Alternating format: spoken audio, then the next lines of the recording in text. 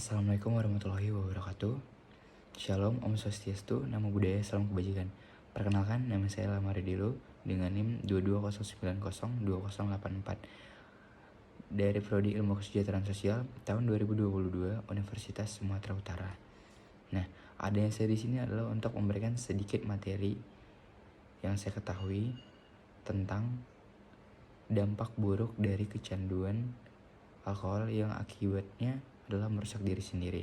Nah, alkohol merupakan salah satu minuman yang mengandung zat adiktif, dan itu terdapat pada beberapa minuman tertentu seperti anggur, bir, dan juga minuman-minuman keras lainnya. Nah, pada zaman sekarang banyak sekali generasi muda yang sudah terjun ke dalam candu alkohol. Biasanya mereka menikmati alkohol di saat mereka sedang melakukan pesta maupun juga sedang berkumpul bersama dengan teman-teman. Nah, tetapi ketika alkohol ini dinikmatin atau dikonsumsi secara berlebihan, maka akan menimbulkan efek-efek yang kedepannya tidak akan menghasilkan dampak yang positif, malah menghasilkan dampak negatif.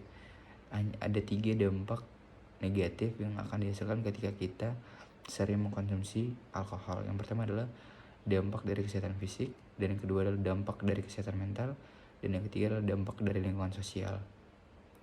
Yang pertama adalah dampak dari kesehatan fisik.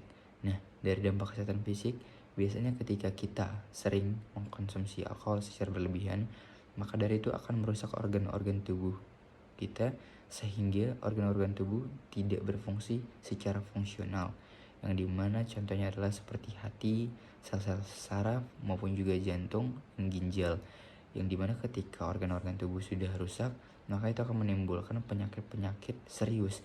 Contohnya adalah kanker, yaitu kanker hati, kanker ginjal, dan juga pankreatis, dan lain-lain. Nah, ketika sudah banyak penyakit yang kita hidap dikarenakan pengaruh dari alkohol, maka kedepannya kita akan mengalami kesehatan yang tidak stabil. Itu mengakibatkan badan kita menjadi rontok dan tidak akan menjadi kondisi yang prima seperti pada umumnya. Nah, yang kedua adalah dampak kesehatan mental. Nah, biasanya orang yang candu terhadap alkohol akan mengalami emosional yang tidak stabil. Nah, dia juga mengalami gangguan kognitif yang dimana merasakan cemas berlebihan ataupun juga tidak bisa mengambil keputusan di saat situasi tertentu.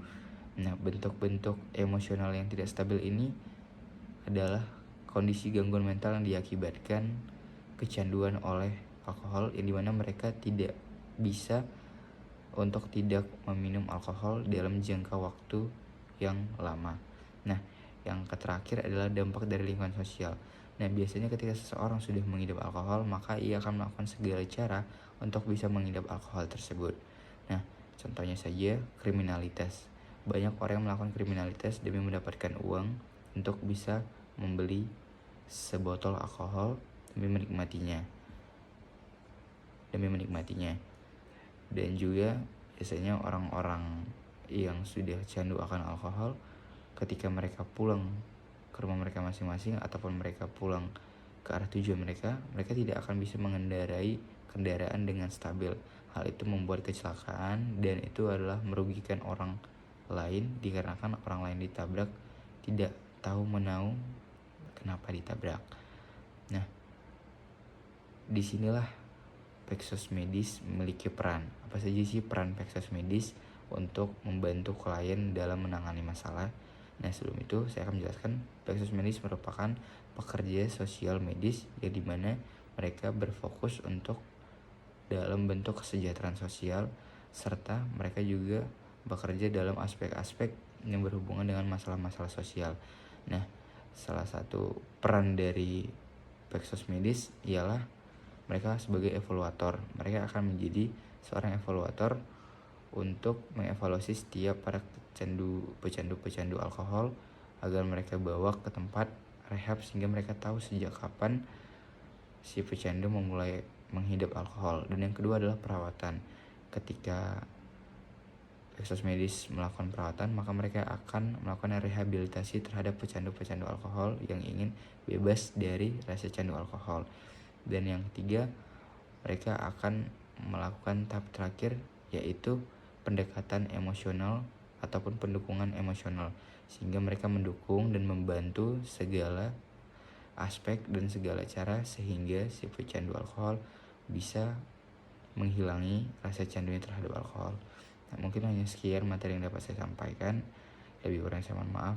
Terima kasih. Assalamualaikum warahmatullahi wabarakatuh. Shalom, Om Swastiastu.